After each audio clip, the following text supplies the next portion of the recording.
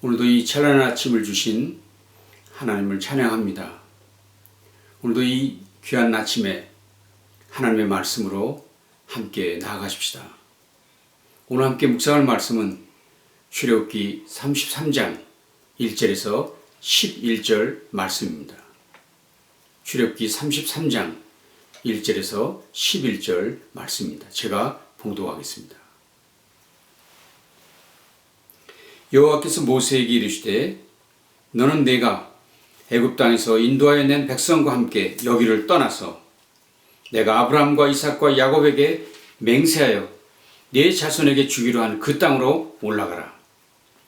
내가 사자를 너보다 앞서 보내어 가나안 사람과 아모리 사람과 헷 사람과 브리 사람과 히위 사람과 여부 사람을 쫓아내고 너희를 적과 꿀이 흐르는 땅에 이르게 하려니와 나는 너희와 함께 올라가지 아니하리니 너희는 목이 곧은 백성인즉 내가 길에서 너희를 진멸할까 염려함이니라 하시니 백성이 준엄한 말씀을 듣고 슬퍼하여 한 사람도 자기 몸을 단장하지 아니하니 여호와께서 모세에게 이르시기를 이스라엘 자손에게 이르라 너희는 목이 곧은 백성인즉 내가 한순간이라도 너희 가운데 이르면 너희를 진멸하리니 너희는 장신구를 떼어내라 그리하면 내가 너에게 어떻게 할 것인지 정하겠노라 하셨습니다. 이스라엘 자손이 호렙산에서부터 그들의 장신구를 떼어내니라. 모세가 항상 장막을 취하여 진 밖에 쳐서 진과 멀리 떠나게 하고 회막이라 이름하니 여호와를 앙무하는 자는 다 진 바깥 회막으로 나아가며 모세가 회막으로 나아갈 때에는 백성이 다 일어나 자기 장막문에 서서 모세가 회막에 들어가기까지 바라보며 모세가 회막에 들어갈 때에 구름 기둥이 내려 회막문에 서며 여호와께서 모세와 말씀하시니 모든 백성이 회막문에 구름 기둥이 서 있는 것을 보고 다 일어나 각기 장막문에 서서 예배하며 사람이 자기의 친구와 얘기함 같이 여호와께서는 모세와 대면하여 말씀하시며 모세는 진으로 돌아오나 눈의 아들 젊은 수정자 여호수아는 회막을 떠나지 아니하니라. 아멘. 빛의 화가로 알려진 렘브란트의 명화 탕자의 귀향입니다. 너무나도 유명한 그림이기에 여러분들도 잘 아시는 그림이죠. 헨리 나우엔이라는 사람은 이 렘브란트의 탕자의 귀향이라는 그림 앞에서 너무나 많은 감동을 받고 결국 탕자의 귀향이라는 책 한 권을 쓰게 됩니다. 많은 사람들에게 이 책은 영향을 미쳤습니다. 이 책에서 나우엔은 그 그림을 설명하고 있습니다. 그 중에 일부를 제가 잠시 소개하겠습니다. 먼저는 아버지의 모습입니다. 매일같이 아들이 돌아올 그 길을 뚫어지게 바라보다 눈이 진물로 멀게 된 아버지의 눈은 초점이 없어졌다. 시력을 상실한 아버지, 기다리시는 아버지 하나님을 말해준다. 두 번째는 아들을 감싸고 있는 아버지의 손. 아버지의 손은 서로 다르다. 왼손은 힘줄이 두드러진 남자의 손이고 오른손은 매끈한 여자의 손이다. 아버지의 강함과 어머니의 부드러움을 말하고 있다. 셋째는 아버지의 품에 안긴 탕자의 모습. 샌들이 벗겨진 탕자의 왼발은 상처투성이고 오른발은 망가진 샌들이 겨우 부분적으로 감싸고 있어 그의 삶이 얼마나 가난에 찌들었는지 보여주고 있다. 모든 것을 잃은 자의 모습이다. 그의 머리는 삭발한 모습으로 죄수의 몸인 것을 드러내고 있다. 그런 그가 아버지의 품에 있다. 그렇습니다. 탕자의 귀향은 우리 모두가 돌아가야 할 곳이 아버지 하나님의 품임을 말하고 있는 것입니다. 그래서 렘브란트는 사실 말하는 것이죠. 그리스도인의 삶이란 영적 귀향의 길이고, 집으로 가려면 이 땅의 집을 포기해야 하느니라 라고 이 그림에서 말하고 있는 것입니다.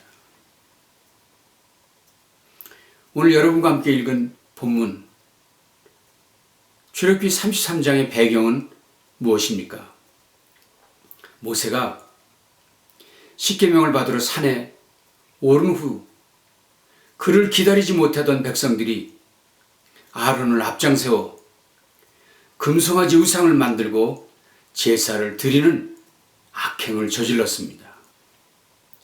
그 일로 백성 중에 3,000명이 죽임을 당했습니다. 엄청난 사람들이 죽은 것이지요. 엄청난 사람들이 떼죽음을 당하는 것입니다. 백성들의 분위기가 말이 아니었을 것입니다. 결국 모세가 하나님께 나아갑니다. 하나님, 내 이름을 당신의 책에서 지워주시더라도 이 백성의 죄를 용서해 주십시오 하면서 간절히 기도합니다. 그러자 하나님께서 모세에게 말씀하셨습니다. 그것이 1절입니다. 여호와께서 모세에게 이르시되 너는 내가 애굽 땅에서 인도하여 낸 백성과 함께 여기를 떠나서 내가 아브라함과 이삭과 야곱에게 맹세하여 네 자손에게 주기로 한 그 땅으로 올라가라. 즉 이곳 시내산을 떠나라는 것입니다.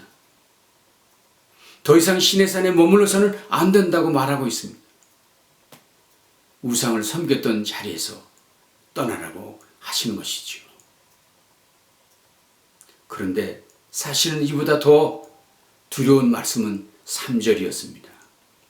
3절. 너희를 적과 꿀이 흐르는 땅에 이르게 하려니와 나는 너희와 함께 올라가지 아니하리니. 나는 너희와 함께 올라가지 아니하리니. 너희는 목이 곧은 백성인즉 내가 길에서 너희를 진멸할까 염려함이니라 하시니라. 하나님께서 다시는 너희들과 함께 가지 않겠다. 절교를 선언하셨습니다. 관계의 단절을 선언하신 것이었습니다. 자식을 키워본 부모들은 이 말씀의 의미가 무엇인지 아실 것입니다. 말씀꾸러기 자식들을 향해 이렇게 말씀들 하시죠. 내가 너를 버리지는 못하지만 내 마음대로 살아봐. 이제부터는 나와 상관없어. 라고 말하는 부모의 아픈 마음입니다. 이 말씀을 들은 모세와 백성들이 얼마나 당황했을까요? 이 광야길이 얼마나 더 길어질지, 이 광야길에서 무슨 악한 일을 만나게 될지 한 치 앞도 볼 수 없는 캄캄한 여정에 아니 하나님조차도 동행하지 않으시겠다니 우리가 어찌 할 것인가? 그래서 백성들이 슬픈 마음으로 하나님께 호소합니다. 4절. 백성들이 이 준엄한 말씀을 듣고 슬퍼하여 한 사람도 자기의 몸을 단장하지 아니하니. 말씀을 듣고 슬퍼하여 한 사람도 자기의 몸을 단장하지 아니하였다. 하나님, 우리가 다시는 딴짓하지 않겠습니다. 몸도 단장하지 않겠습니다. 라며 울부짖었던 것이죠. 백성들이 소리를 들으신 하나님께서 해결책을 제시하십니다. 5절입니다. 여호와께서 모세에게 이르시기를 이스라엘 자손에게 이르라. 너희는 목이 곧은 백성인즉 내가 한순간이라도 너희 가운데 이르면 너희를 진멸하리니 너희는 장신구를 떼어내라. 너희는 장신구를 떼어내라. 그리하면 내가 너희에게 어떻게 할 것인지 정하겠노라 하셨습니다. 그래, 너희들이 그렇게 결심한다면 먼저 너희 몸에 장신구를 떼어내라. 그러면 내가 어떻게 할 것인지 다시 한번 생각해 보겠다 말씀하시는 것이죠. 그들 몸의 장신구가 무엇입니까? 몸을 치장했던 장식이지요. 왜 하필이면 그것을 떼어내라고 말씀하시는 것일까요? 그 말씀의 의미가 무엇일까요? 여러 가지로 생각해 볼 수 있겠지만 그것은 죄악의 불씨를 제거하라는 말씀입니다. 죄악의 불씨라도 없애라는 것. 이 장신구는 애굽에서 나올 때 그들이 들고 나온 것입니다. 그리고 지난번 금송아지를 만들 때는 그 중에 일부를 떼어 놓았던 것입니다. 그런데 아직도 그 일부가 남아 있어서 여전히 그들의 몸에 있었던 것이죠. 그래서 주님은 말씀하시는 것입니다. 그 나머지조차도 다 내어놓아라. 떼어버리라. 명하시는 것입니다. 왜냐하면 그걸 여전히 가지고 있으면 결국 언젠가 또 불장난을 하게 될 것이 뻔하기 때문이었습니다. 그렇습니다. 우리를 하나님과 멀어지게 하는 것들, 하나님과의 관계를 방해하는 모든 것들에 대해 우리는 단호한 결단을 해야 합니다. 그 뿌리까지 뽑아내야 합니다. 불씨를 제거해야 합니다. 남겨두지 말아야 합니다. 유혹의 불씨를 제거하는 결단을 해야 합니다. 버리지 않고는 새 것을 취할 수 없습니다. 떠나지 않고는 아버지의 품에 도달할 수 없습니다. 신의 산을 떠나지 않고는 가나안에 들어갈 수 없습니다. 결국 백성들은 하나님의 말씀에 순종했습니다. 오늘 6절 말씀을 보시면 이스라엘 자손이 호렙산에서부터 그들의 장신구를 떼어내니라. 잘 순종한 것이지요. 잘 순종한 것이었습니다. 그런데 놀라운 것은 바로 그 다음 절에서 영광스러운 장면이 펼쳐지고 있었다는 것입니다. 7절에서 11절 말씀입니다. 모세가 항상 장막을 취하여 진 밖에 쳐서 진과 멀리 떠나게 하고 회막이라 이름하니 여호와를 앙무하는 자는 다 진 바깥 회막으로 나아가며 모세가 회막으로 나아갈 때는 백성이 다 일어나 자기 장막문에 서서 모세가 회막에 들어가기까지 바라보며 모세가 회막에 들어갈 때 구름 기둥이 내려 회막문에 서며 여호와께서 모세와 말씀하시니 모든 백성이 회막문에 구름 기둥이 서 있는 것을 보고 다 일어나 각기 장막문에 서서 예배하며 사람이 자기의 친구와 얘기함 같이 여호와께서는 모세와 대면하여 말씀하시며 모세는 진으로 돌아오나 눈의 아들 젊은 수정자 여호수아는 회막을 떠나지 아니하니라. 무슨 말씀인가요? 하나님 말씀에 순종하여 그들의 단장품을 취하고 나니 새로운 모습이 보이기 시작했다 하는 것이었습니다. 회막으로 나아가는 모세의 모습이 보여지고 있습니다. 그를 바라보는 백성들의 모습도 본문은 소개하고 있습니다. 특별히 본문 회막을 바라보는 백성들의 모습을 이렇게 소개하고 있습니다. 여호와를 앙무하는 자들이라. 여호와를 앙무하는 자들. 백성들이 회막으로 나아갔습니다. 그리고 거기서 모든 백성들이 구름 기둥을 발견했습니다. 거기서 예배했다고 성경은 말하고 있습니다. 뿐만 아니라 여호와께서 모세와 대면하여 말씀하는 것을 보았다고 했습니다. 드디어 하나님과의 교제가 회복된 영광스러운 장면을 여기서 발견하게 되는 것입니다. 그렇습니다. 장식품을 떼어내자 하나님의 임재의 자리로 나아갈 수 있게 되었습니다. 그리고 그곳에서 여호와의 영광과 그분의 임재와 그분의 말씀을 들을 수 있게 되었습니다. 저는 오늘 설교를 마무리하면서 제가 앞부분에서 소개했던 탕자의 귀향을 다시 한번 소개해 드리고 싶습니다. 탕자.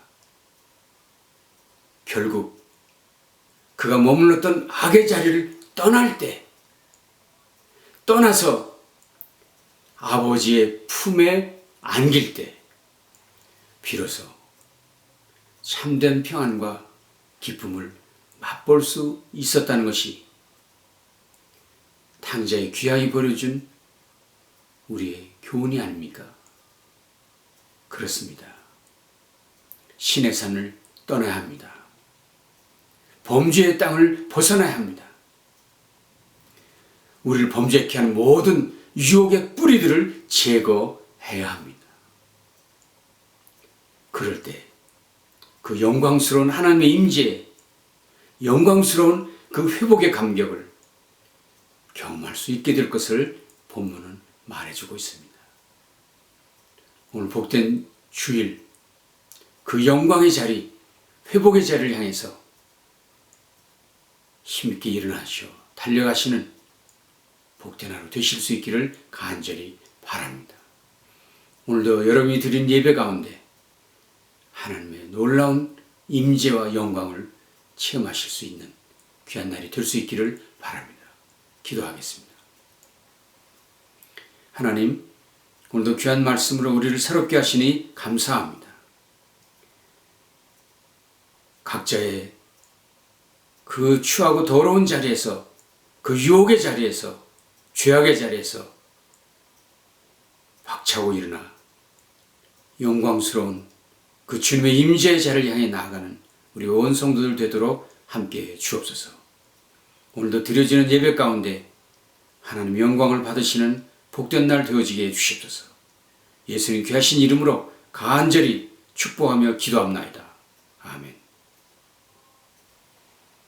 감사합니다. 귀한 시간 되실 수 있기를 바랍니다.